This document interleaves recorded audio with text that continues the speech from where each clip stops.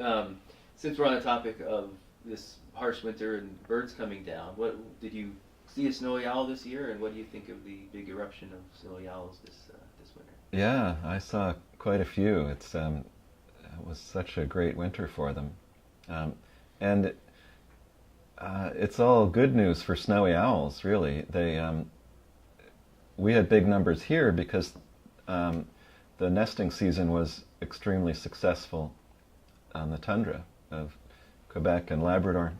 Um, so when they raise a lot of young up there, then when the fall comes and the winter starts to set in up north, um, the excess of young snowy owls get pushed out.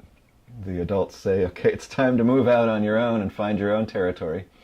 The young birds start moving and they just wander, and a lot of them came here. But it's because there were just such an overpopulation of young snowy owls from last summer. So most of them find enough food in the winter and survive, and they'll head back north. And if there's enough food up there, they'll find a place to breed. But it's really a sign of the overall health of the snowy owl population.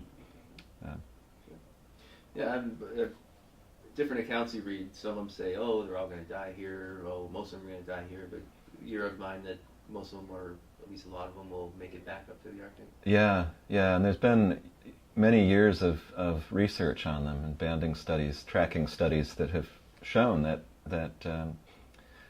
most of them they're perfectly healthy when they arrive. They find enough food here. They make their way back to the Arctic, and they're an extremely nomadic species. So the ones that were here this winter might spend next winter in Siberia.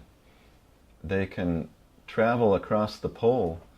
Some of them even go out and spend the winter on the pack ice north of Alaska, where there's little leads of open water and some wintering ducks, and the owls can find some food.